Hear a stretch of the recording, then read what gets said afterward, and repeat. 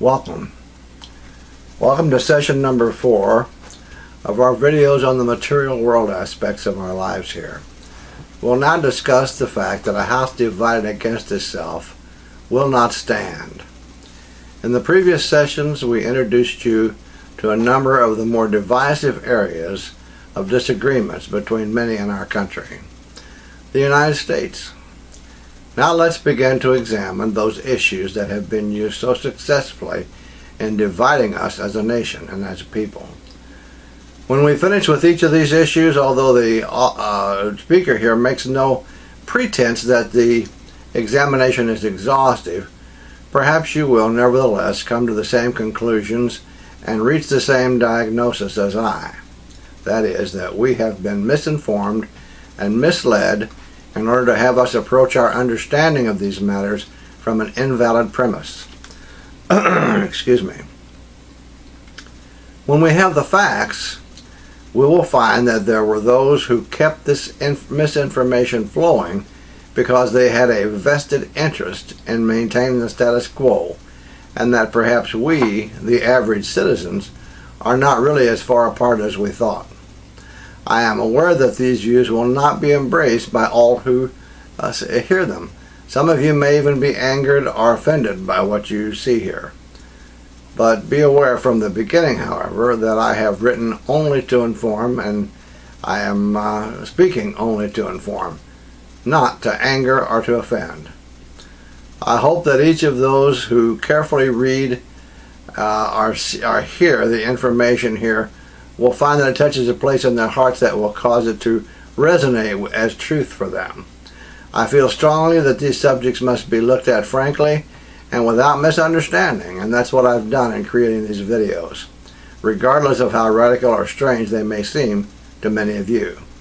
I'm equally certain that if this information begins to gain any level of credence with large numbers of people, that efforts will be made to discredit what is put forth here and to discredit the speaker who is giving you this information, and to cause the information and the speaker to appear to be much more radical than it may already seem to many of you.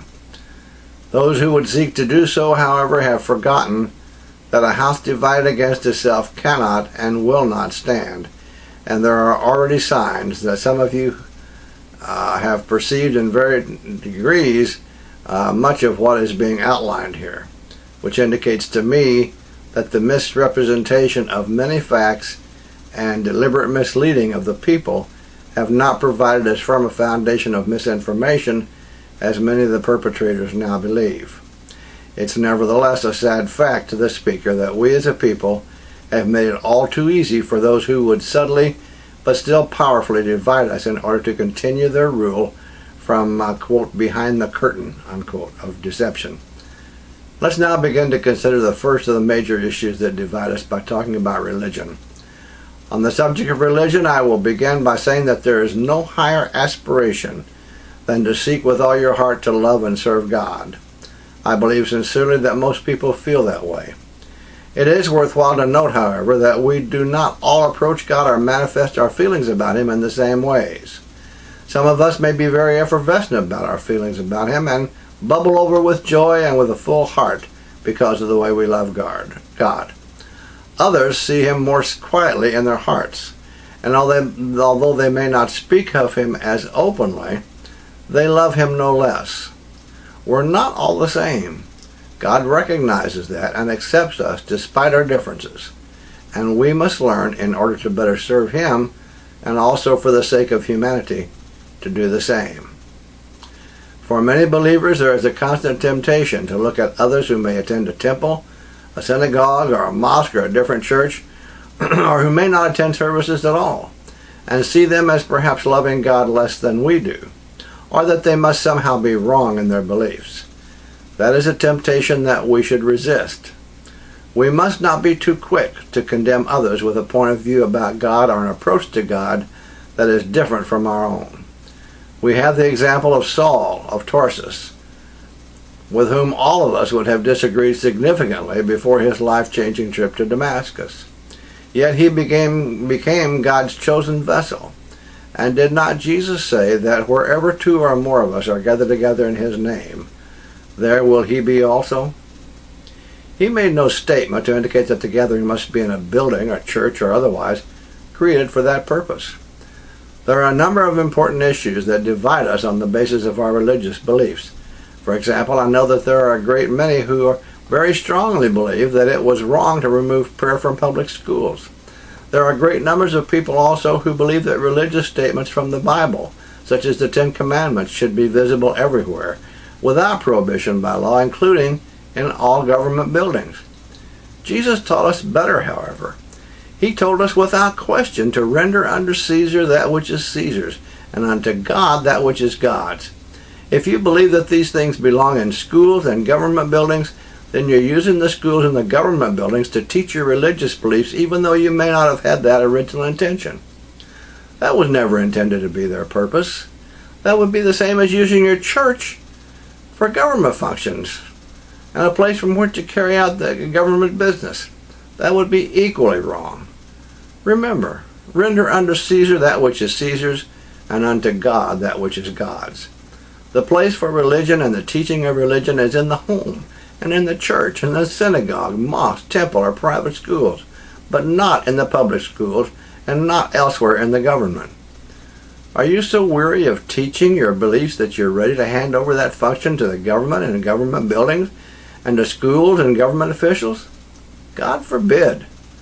Let your homes and your places of worship fulfill their responsibility and their purpose, and leave religion out of those other places where it was never intended to be.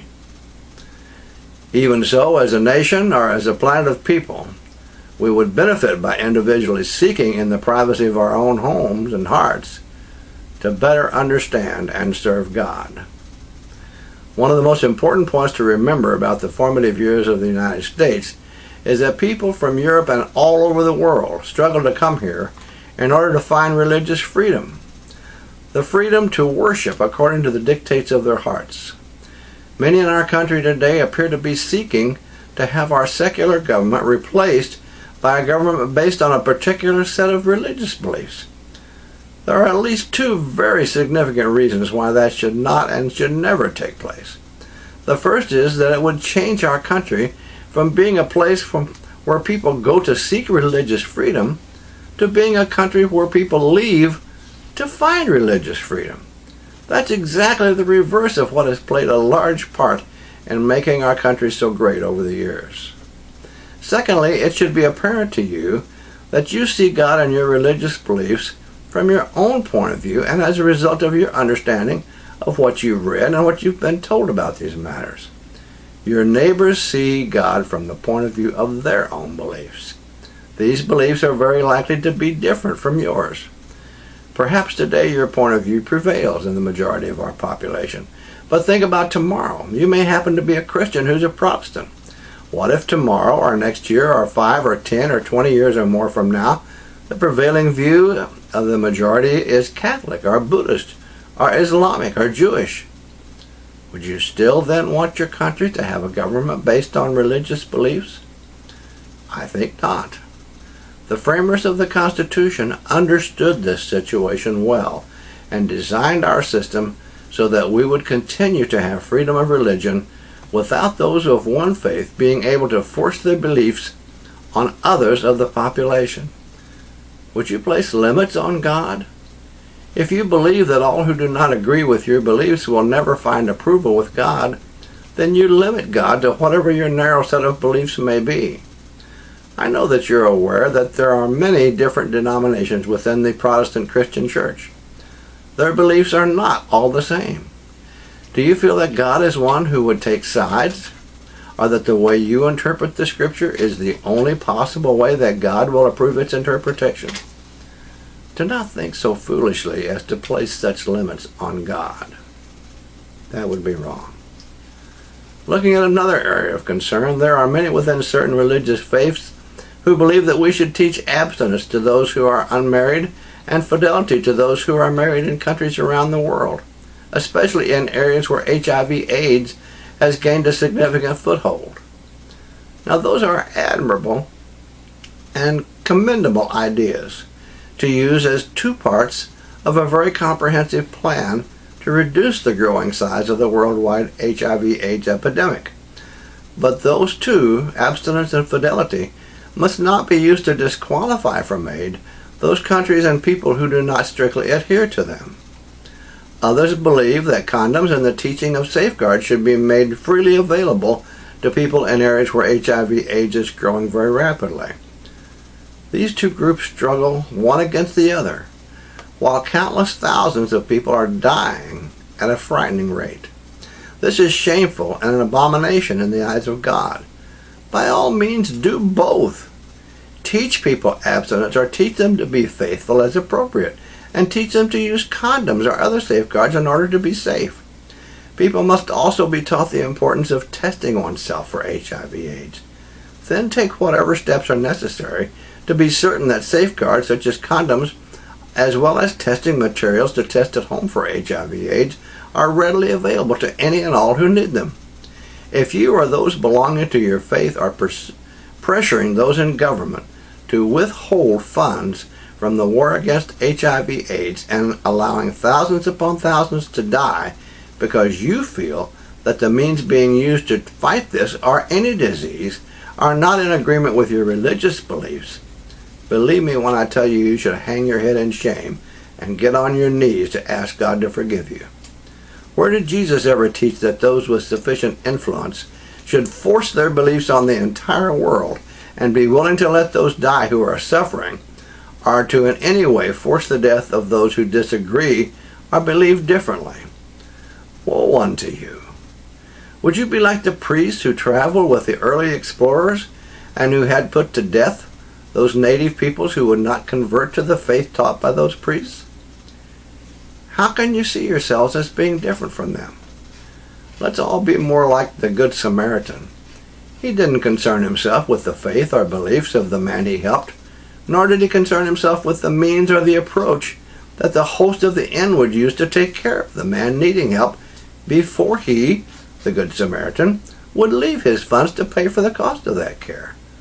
Why don't we all go and do likewise?